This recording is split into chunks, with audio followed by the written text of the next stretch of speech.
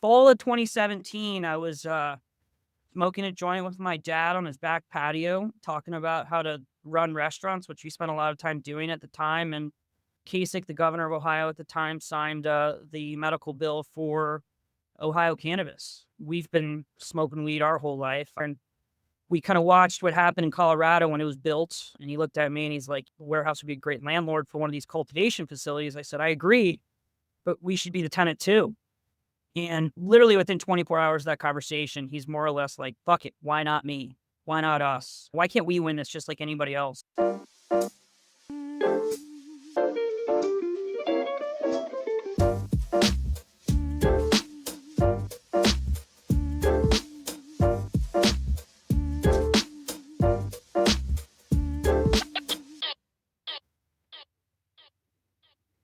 Hey, everybody. Welcome to episode 144 of High Spirits. I'm Ben Larson.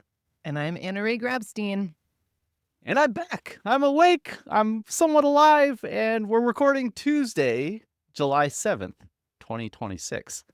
Really had to check the date there. I'm not sure what way is up, what day of the week it is. But yeah, we're here. How you doing, Anna Ray? Welcome to your new little one who just joined us. It's been less than a week, right? No. A little over a week. But yeah, it's getting back into the whole like sleep deprivation thing. It's funny. Over the last couple of years, I've really been honing in on my health.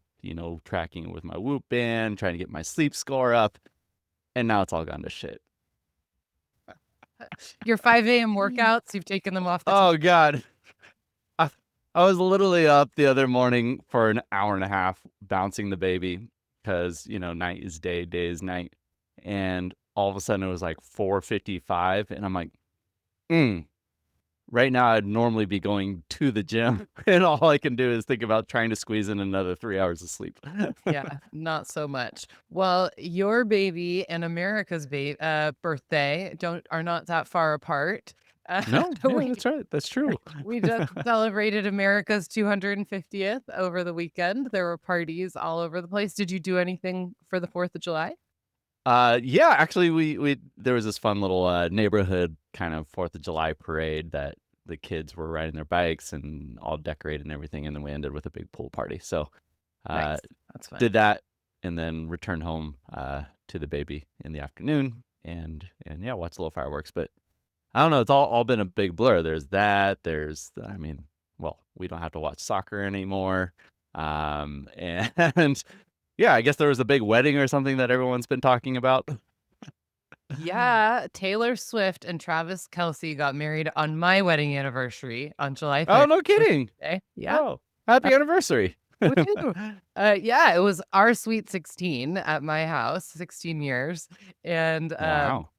The Taylor Swift and Travis Kelce's wedding was in New York City, home to lots of adult use cannabis. And apparently they gave away tons of little branded swag bags and boxes with TNT all over them. And my first thought was, well, it's in New York. I wonder if there's weed in those bags. So if anybody knows, I want to know which cannabis product ended up in those swag bags after the wedding.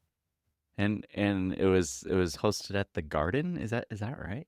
Yeah, which seems like a very strange place to get married. It's like this massive venue. I've seen Fish there. I know that like other huge rock stars play there all the time, but apparently there are only 1,000 people at the wedding. And I can't imagine this massive venue being a very warm and romantic kind of a place. But oh, well, she performs in them. He, I guess, also performs in them. So I guess it's only fitting. Yeah, and how much can I really relate to Taylor Swift? Not too much. Yeah. Oh, you didn't also host your wedding at the Garden? No, not at all. I hosted my wedding on a river in Mendocino County with, cannabis farms very close by in all directions. Very apropos for a hippie capitalist, yeah. Yes, exactly. It was Willits, technically, so there you go. Actually, okay, so Willits was the home of my first cannabis conference that I attended and spoke at back in 2015. There's no conference center in Willits. But there's a Grange Hall. There was a Grange Hall, and I kid you, I'm coming out of Silicon Valley talking about technology and venture capital, and I literally got hissed at on stage. So that was my introduction to cannabis, and You probably deserved it. My I did. introduction I to was cannabis also in Willits, but it was in a very different thing. It was 2004, and it was on the side of a mountain at harvest season. And I might have still had dreadlocks at that time. If you guys Ooh, are lucky, I might even show some of you a picture, but you please have to do. own it. We'll post it in the comments.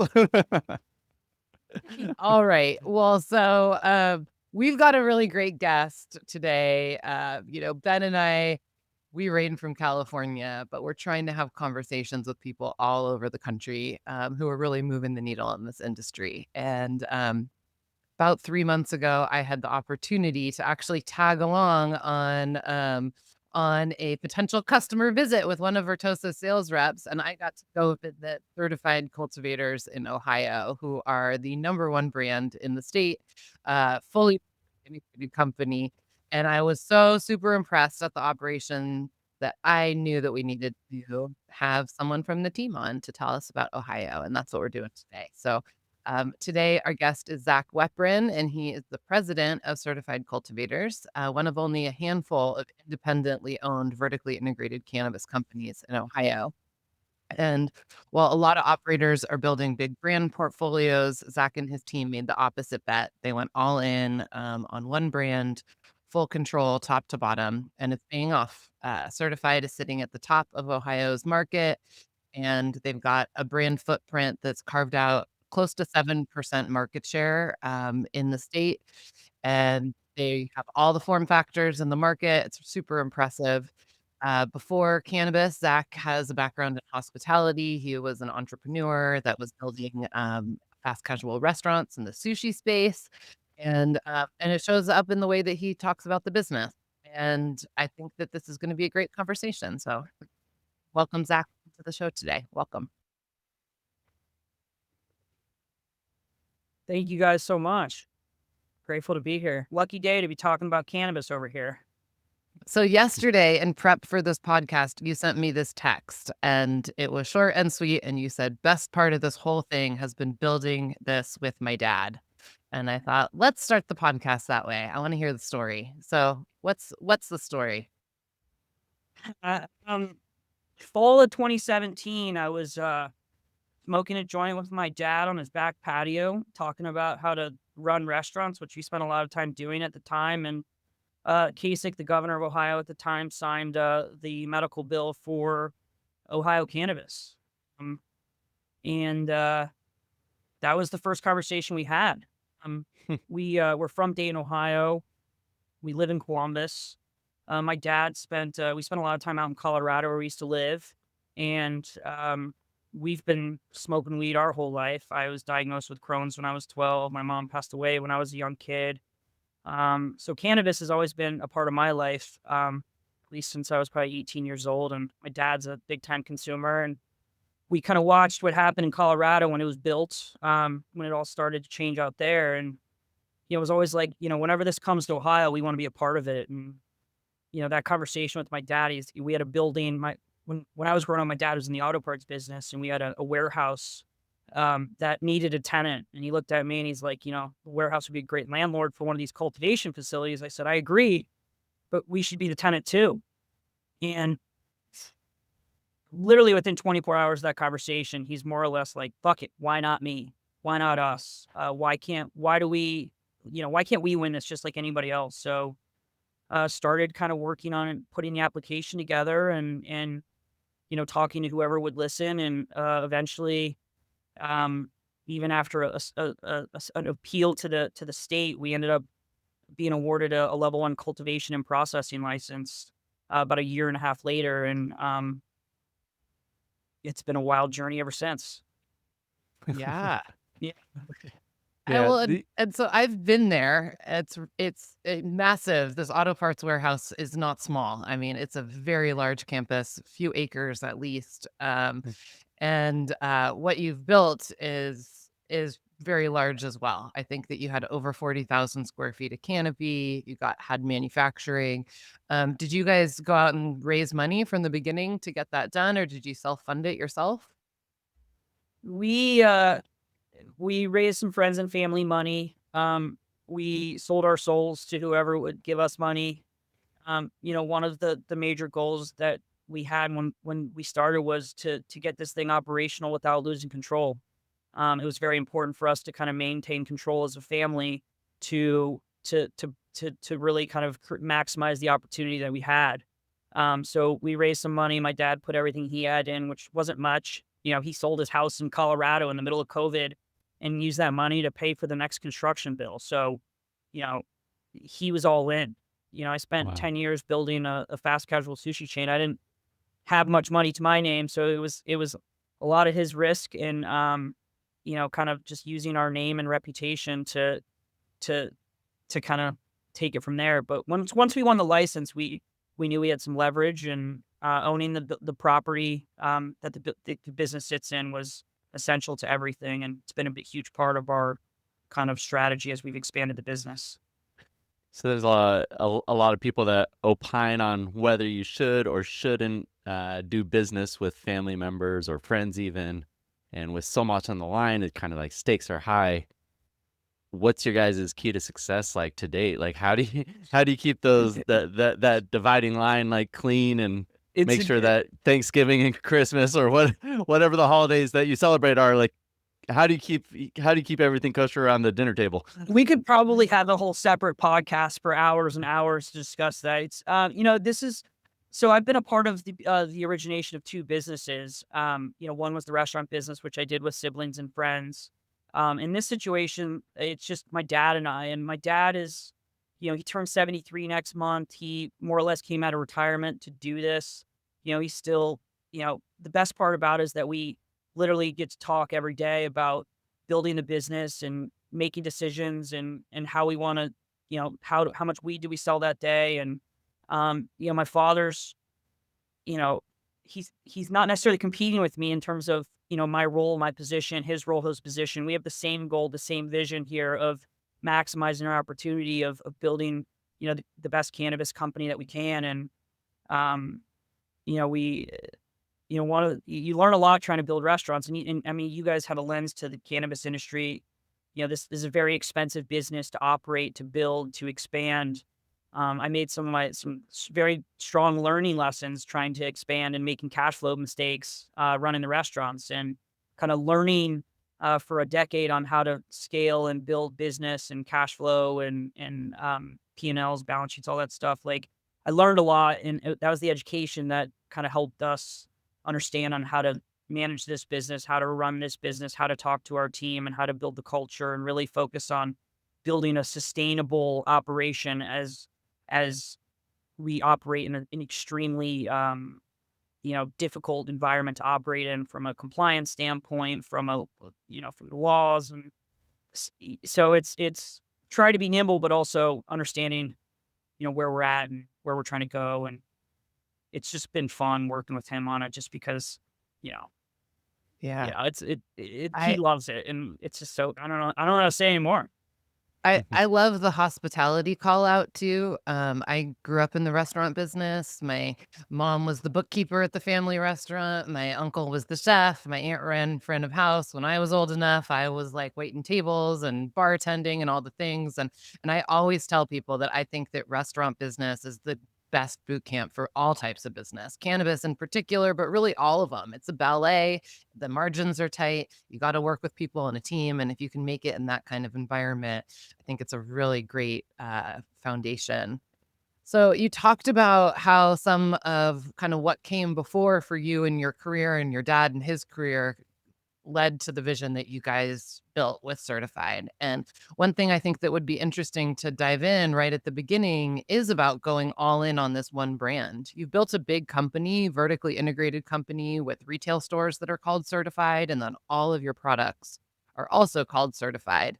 And your peers in kind of the vertically integrated cohort of cannabis companies in Ohio, but also nationwide that are putting up the type of numbers that you do usually have a different type of approach, creating a whole house of brands with a different gummy brand and a different beverage brand and different pre-roll brand, different flower brand. Uh, what was this bet about putting everything behind Certified? Um, I don't know. You watch like the House of Brands and the way like the MSOs were all built, and they were just kind of acquiring brands because they weren't maybe at the time they were moving too fast, not creative enough to create their own brands. And the deeper I got into the space, much like the restaurants, it's like, when I was scaling the restaurants, you try to go near your competition and see what they're doing and go right head to head with them. And our focus from day one was building a Cadillac in this facility and building the best grow as we can. And everything starts with the flower. So we were super focused on learning how to grow weed and grow it at the best that we can, at the highest quality that we can, and support our team in doing that. And it started with the flower, and the deeper I got into the space, and I want to know everybody, I want to talk to everybody, and I was all these white label brands and other operators that, they're just ultimately you're kind of just giving away that margin. And, my experience of building brand through the previous business and just understanding the relationship that you're creating with the community that you operate in, kind of how you're creating a community of within your own four walls of your own business. Um, we just wanted to go deep in our own name, and everything was certified. And um, it until we didn't actually have retail to get at start. We kind of just started scaling the retail. It was probably a blessing in disguise. We didn't have retail to get started, and we were only focused on wholesale. And we had to sell our product in all the dispensaries. And um, when we first got started, I was out there getting to know the entire market and knowing all the other operators, and people want to do business with the people that they like and people that they know. And you know, as I've learned, this business is challenging and a lot of people are coming from different lenses. And our objective has just been easy to work with. Anybody that we interact with, our goal is just to be an easy group to work with. Um, and over time, it just kind of builds, and the snowball just kind of gets a little bigger and a little bigger and a little bigger. And as production's increased, um, we tend to stay even more laser focused on the brand itself. So when we even put out a beverage or um, any new product, it just seems we always kind of have these conversations with other brands and realize that we can just make them ourselves. It's not that complicated to make a gummy. It's not that complicated. Like you can figure all these things out. And the process of creating new products in production to me is fun and creative, and what our team loves too. And so anything we can do to keep educating ourselves and learning, and then creating more products, and we just believe it kind of builds a more sustainable business. That is the I could be interesting thing. wrong. I don't know. No. I think that is the interesting opportunity with these state by state markets, is because you don't have the economies of scale. You don't have the opportunity for these massive operations to scale up where it becomes obvious that that is the better option to market. And so it gives you the opportunity to kind of like build it in house and maybe start playing in those margins. And so you kind of started from that foundation of finding the warehouse, deciding to grow, focus on the flower, build the products. At what point do you say to yourself, it's like, oh, we should also own the retail point? And kind of like the next question that's already in my head after this is like, you're suddenly going from that serving other dispensaries as kind of your customer to now having your own dispensaries and trying to own the consumer. So it's like, was there a certain point in time where like we want to get even closer to the consumer? We always wanted retail. First Mm, round, we didn't win the retail. We ran out of money, weren't able to put in enough applications to win that. The second round, we were prepared for it, but then they switched it to a lottery last minute, so we didn't win any of those as well. And at the time, we're still doing it today. We're reinvesting and expanding their operation, and we didn't really have the capital to start acquiring retail. And we started doing that with the transition from medical to adult use, and that's allowed us to finally kind of get the retail footprint going. We got 4 stores open another one here in 30 days, and we'll have 7 or 8 open a year from today. But our focus in our stores still is not, we're trying to get it to maybe 20% of our own product in our own stores, because the wholesale business to us is where we think we're going to make a lot more money than the retail. And mm, I know a lot of other groups think the opposite, and again, we could be wrong on this, but we do think that a large wholesale business can be profitable. So we're still highly focused on building the relationships and driving as much wholesale business as possible. And retail just continues to elevate the brand itself, which is partially why I believe the timing of kind of retail coming second after wholesales is going to work to our advantage. And um, yeah, I think to comment on your point about the mix of wholesale versus retail and some companies focusing on trying to pump their own product, I think that it's short-sighted. And I think that the upside on wholesale is, I don't want to say it's infinite because the market isn't infinite, but it's a lot beyond the 8 stores that you're allowed to have in Ohio. And so I think that you're right to continue to have diverse mix of products at your stores that serve kind of all the consumers that are coming through the door, while trying to continue to scale wholesale. I think that that's like absolutely a strategy that works. Um, as it relates to your product mix, let's talk a little bit about manufacturing, because you are really focused on growing the best flour at the most flour that's the best and the most efficiently. Uh, but you guys also then take the flour and process it into lots of different products. You guys make your own extract. Then from that extract, you do lots of different things. You make gummies, beverages, um, all types of different products. And I think that that choice to go that deep in manufacturing is absolutely a stretch coming from somebody that hadn't been doing that already. Like that is wild. That's the manufacturing that you guys are doing is a lot. So I'd love to dive into that a little bit of why and how you built that in-house capability instead of choosing to source from the market, use some other processor, use a co-packer that knows more about gummies before you did, things like that. um, we when we got started, I still think everybody was kind of trying to get their feet wet. It was a new market, not as much experience in the market. So we made mistakes, whether it was manufacturing, gummies or vapes or whatnot. I don't know. I think like the brand flour is always going to be king, and that's always going to be the top dog. But I do believe that when you have manufactured goods, like very CPG like products, that's what vape carts are. That's what drinks are and gummies. They're way more accessible to the average person. And I think it makes the brand that much stronger. It would be, when we add cultivation, I do believe there's more space for us just to sell a lot more flour. And it gives us opportunity to, um, gain in a category down the road. But it's harder to, I think, probably enter a new market or enter the market today and try to establish a vape brand or a gummy brand unless it's like a national brand that's just trying to enter and white label and stuff like that. So we've gone deep in vape carts and gummies and we have when I started exploring the beverages, obviously it's a smaller category, but I'm super bullish and excited about the beverages. We started with the shot, we're working on more of a kind of a sparkling water type product, seltzer, and excited to do that as well. Um, so I just think it's as a consumer, depending on how I'm feeling and what's going on, I consume flour, I'll smoke joints, edibles are amazing.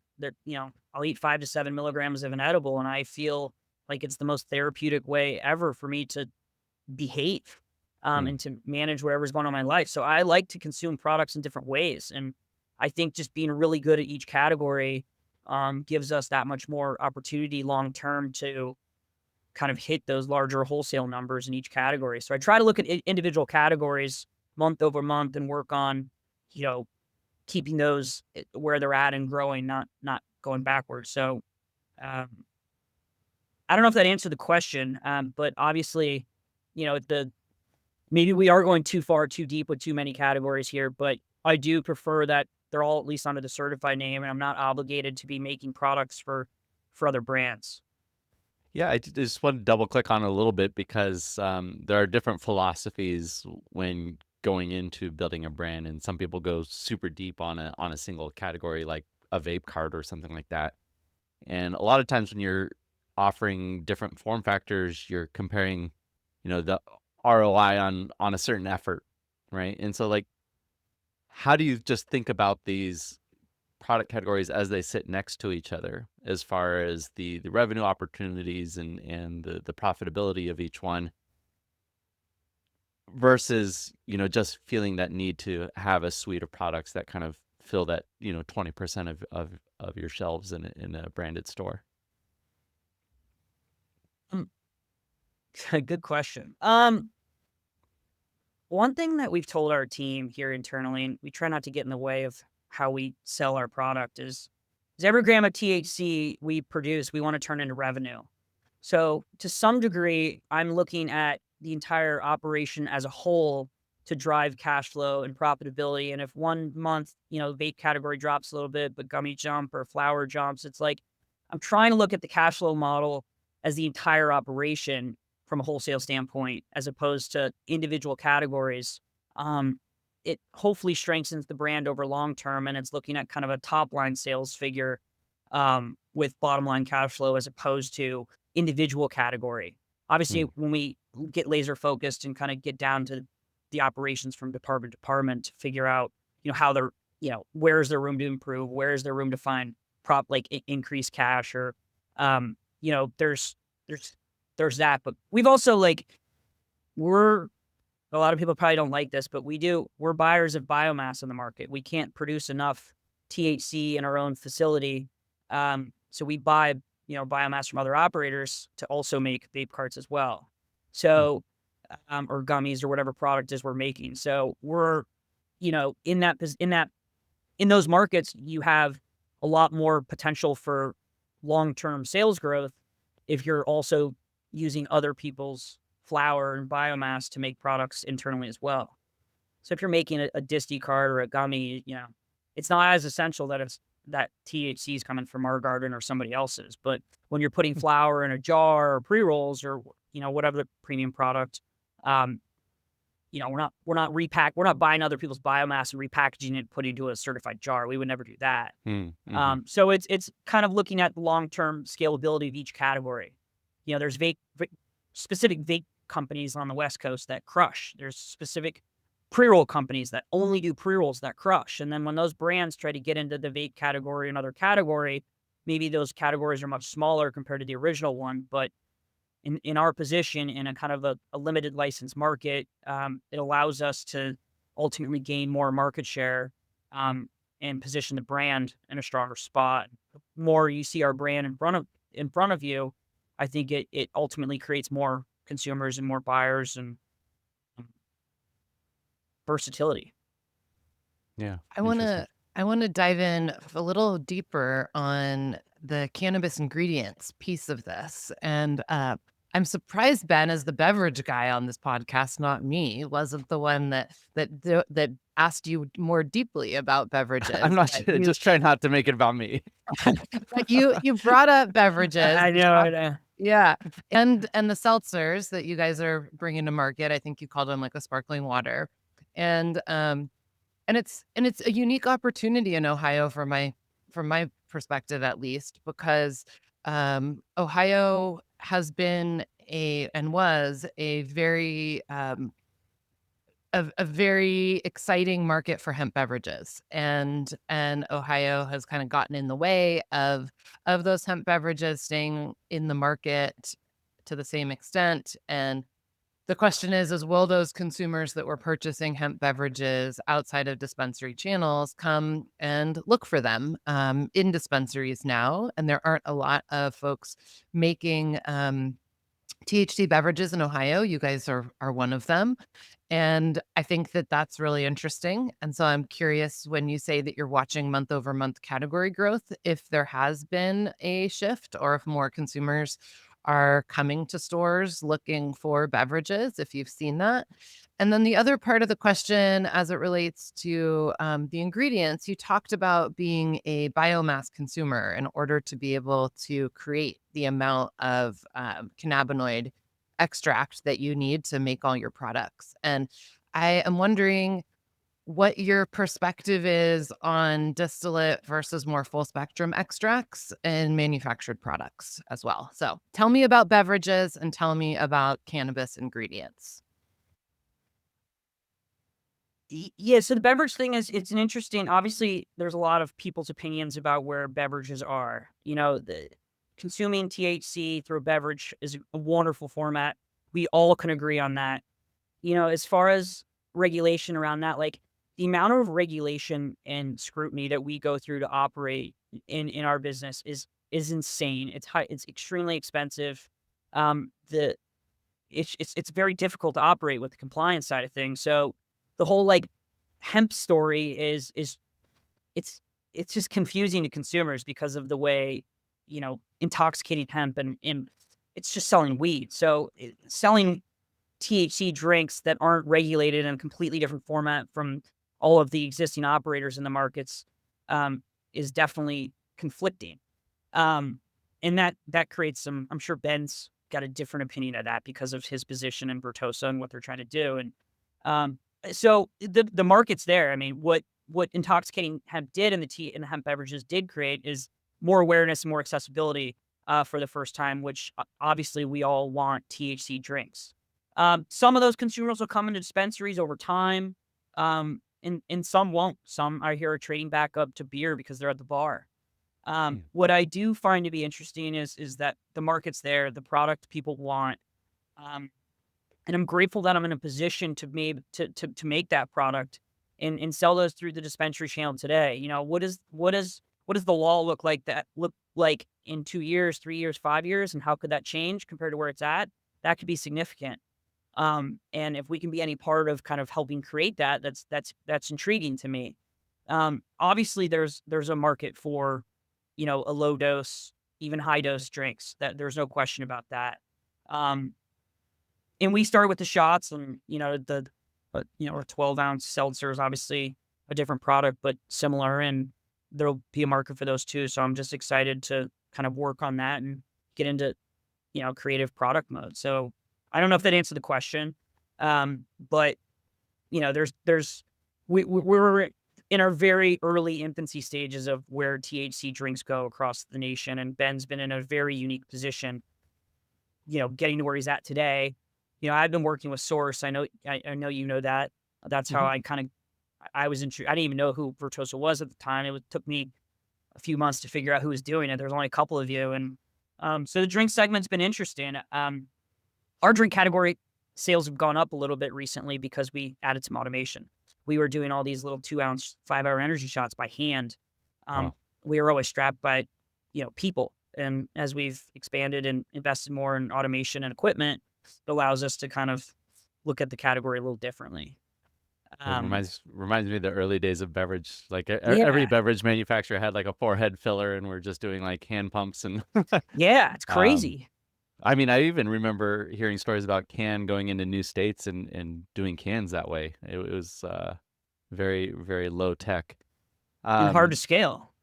Yeah. yeah, yeah. So you mentioned kind of like this look ahead of like these shifting regulations, and we'll set aside hemp. Like hemp's one shifting regulation at the intersection of cannabis, but there's also this whole like the federal conversation that's happening like right now. Literally, the hearings are going on, and there's constant activity at the state level. And so this is uniquely different than probably your experience in the restaurant business, right? Where you're just kind of constantly on this shifting landscape. How do you, how do you create like a stable center of gravity for yourself, knowing that it could change a year from now or 2 years from now? We had Graham Farrar from Glass House on a couple weeks ago, episode 142, and he was talking about looking ahead and thinking about interstate commerce and creating, California cannabis everywhere. Like knowing that that's a potentiality, and you can opine on whether you think that is or not. But like, yeah, how do you continue to operate with confidence, knowing that it's constantly in flux? There's a lot smarter people out there involved in politics than I am. So I try to do my best to keep my mouth shut and let them focus on that and just kind of hope for the best because I have no control of how things change. I mean, I don't want interstate commerce. I think we don't need glass house flour being sold in Dayton, Ohio. Like that's our territory. Like you stay in your lane, we'll stay in ours, and figure it out. And I believe there's a lot of operators and politicians that believe that as well. So Mm, I'm just hopeful that we'll kind of maintain this state regulated operation because each state's completely set up differently. So, you know, I've also invested a lot of money building my facility out, just like Glass House has built theirs and what they do. So I want, I want the regulation to continue and I want the state by state operations to exist. So it hopefully minimizes some of our risk long term because we're highly invested in the facility that we built and it's extremely capital intensive. And um, at the end of the day, like their brand means nothing here too. So it's like, there is no brand. Certified means something here because we've been operating here. So I don't I hope for kind of state by state operations to continue and I'm assuming the MSOs and all those groups do too because they've invested a lot of money in each state's operation as well. So it's um we don't need them flooding the market and lowering price and we all know that every market price compresses over time and I think, Anna Ray, your question earlier about production, a lot of it has to do with kind of supply and demand in terms of how much supply is in the Ohio market. And, as more operators continue to expand their facilities, access to more cannabis over time. And, it hopefully it gives us a little bit more of a runway to continue to have a strong, positive, sustainable business that helps us, minimize risk over time. Does that make sense? I totally understand wanting to run a sustainable business and the idea, especially of like protecting the resources and the investment that you've made in the market. It makes all the sense in the world. At the same time, like you're talking about supply and demand in the market. I know from talking to you that you love weed.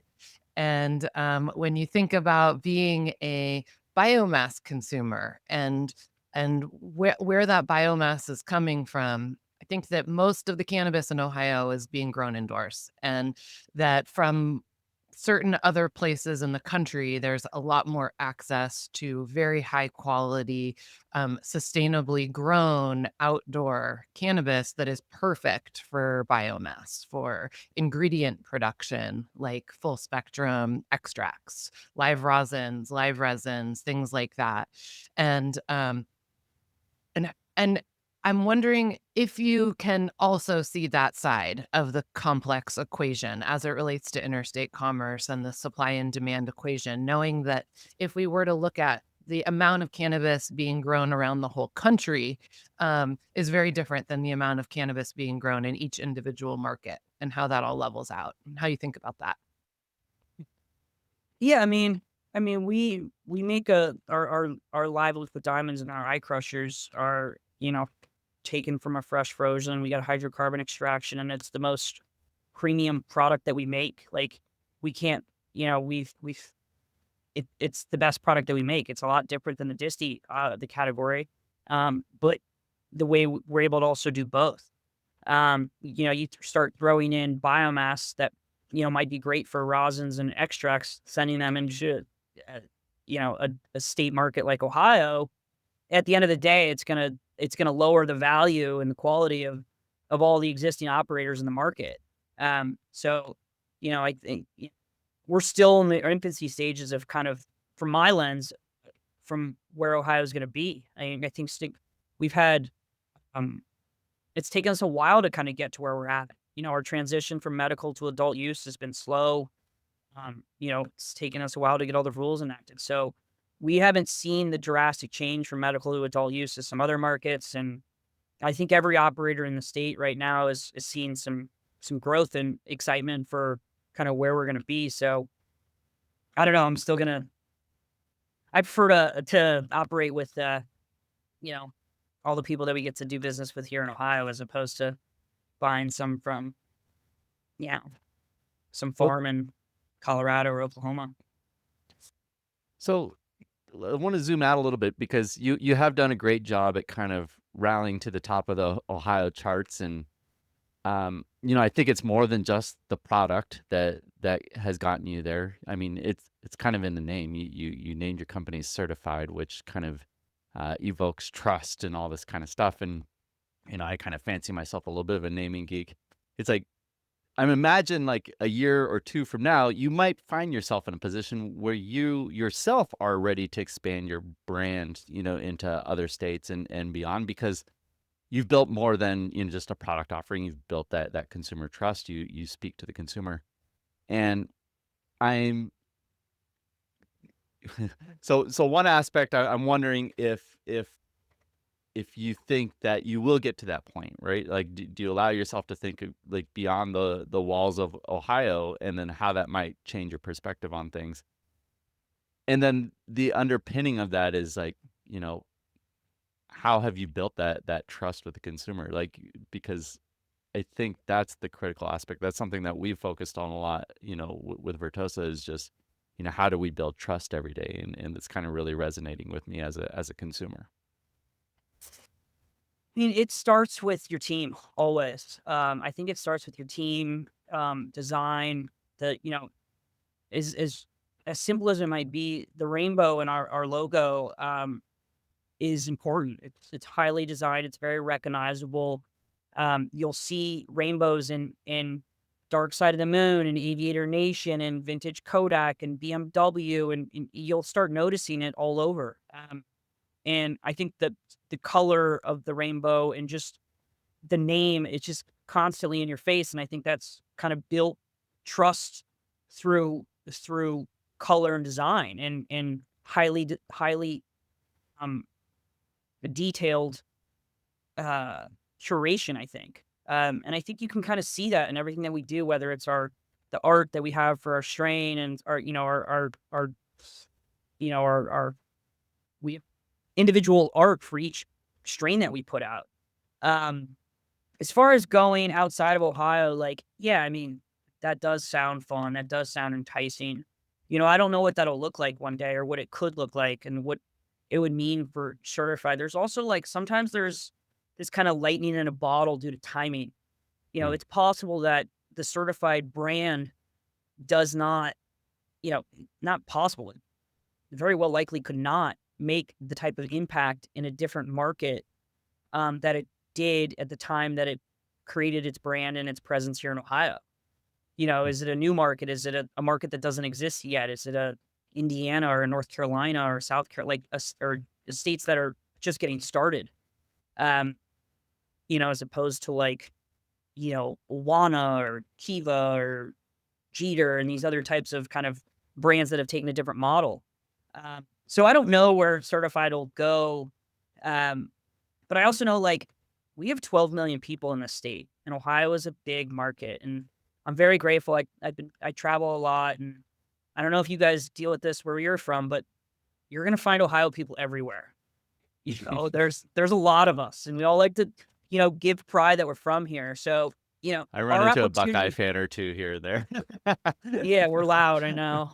And hopefully they treat you right. But we have so much opportunity right here at our fingertips to be, um, you know, a strong presence in what are we, the sixth most populated state in the country? Like, we're not small here. So, until there's some type of change or whatnot, like we're still all in on the four walls of Ohio and trying to build the strongest presence in business here. And yeah, I mean, again, like that's the vision and strategy today. It doesn't mean we're right. It doesn't mean it can't change quickly. Uh, but the more we try to stay laser focused and kind of eyes on the prize, the better things get and sales keep going up. And um, is that yeah. I love it. I think that one of the things we haven't touched on that I remember from when I visited you guys is that you had a real focus on genetics in the cultivation, and that there was a whole pheno hunting room that I saw and some really innovative cultivation techniques going on. And I have to admit, it reminded me of some of the best indoor cultivation that I have seen in California and then elsewhere.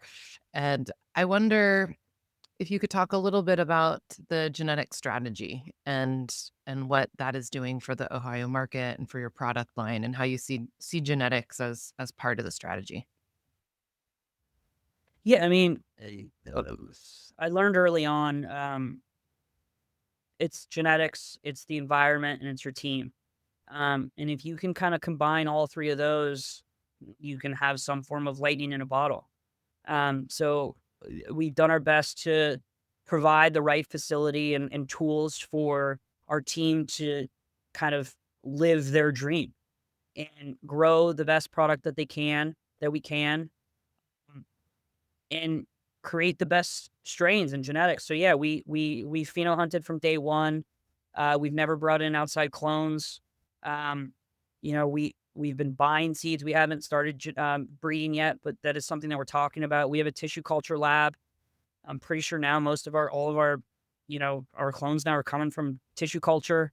So we're trying to keep the ones that we love and search for new ones. And, it gives you something new and fresh to talk about. So genetics is essential to the name, to the story, to the brand. Like it's our brand ethos. It's like we want to be known as an operator that is searching for the next thing and constantly trying to improve. And it's solely focused around doing our best to create the environment for our team to maximize their dream and their opportunity. And one thing that I think our team likes to do to be a part of certified is that we kind of give them those tools to execute and operate. And we have the leniency. We don't have a committee here making decisions. Hmm. Um it's just us, and now it's just them. Like their team or my team is amazing. I think Anna Ray, you met the team. Like we just sent a couple of our guys out to Cali last week to check out some facilities. Um and it's you know they they came back with so much enthusiasm and so much energy and so much excitement, realizing how great we are, like how great of an opportunity we have right here in Dayton and how awesome our facility is and how well we're doing. And the grass isn't always greener on the other side. And, you know, it's, uh,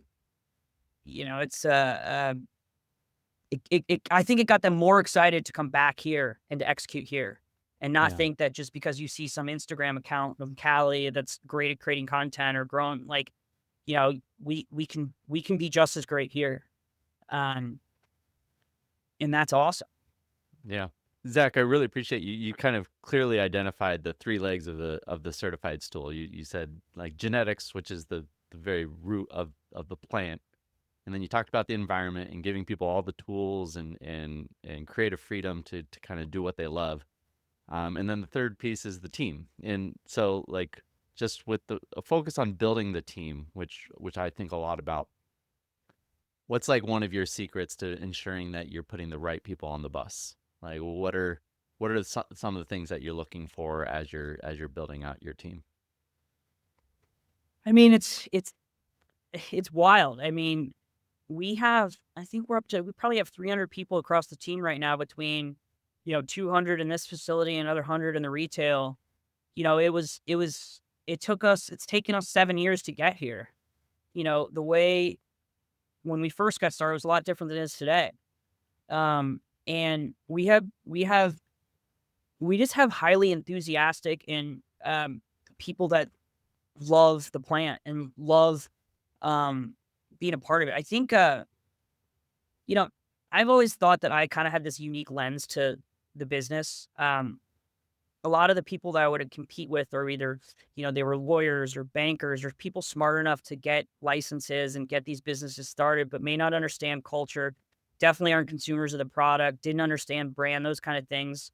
Um, I found myself a little bit kind of in the middle there where, I'm a consumer of the product, but I've had experience building culture, building brand, working side by side. Um, and I think that's kind of helped us create this environment where it's okay to talk about weed and be consumers and we all love the product. So, um, over time, it's attracted people, that wanted to be a part of that.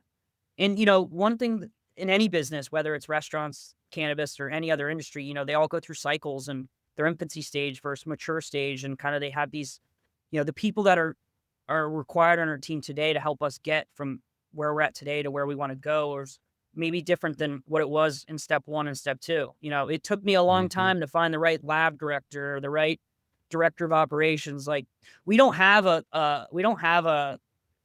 cultivation director. We have a head of operations.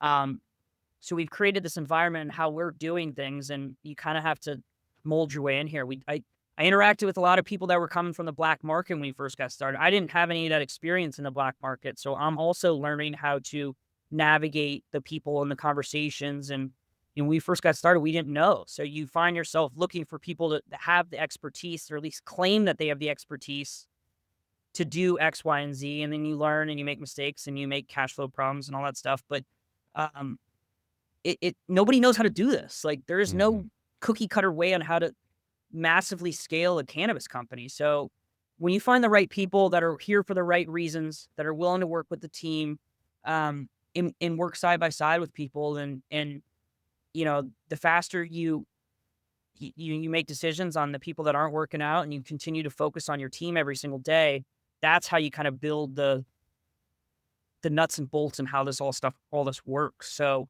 you know, that's where I try to spend my time, is building the relationships with the team and building relationships with the customer. And as those relationships continue to strengthen, it helps you know what to do and what not to do. But Yeah. yeah. So I don't know if that answered the question, but I think you know, I think people love my dad. He's fun. Like, I think we have fun. We try not to take ourselves too seriously.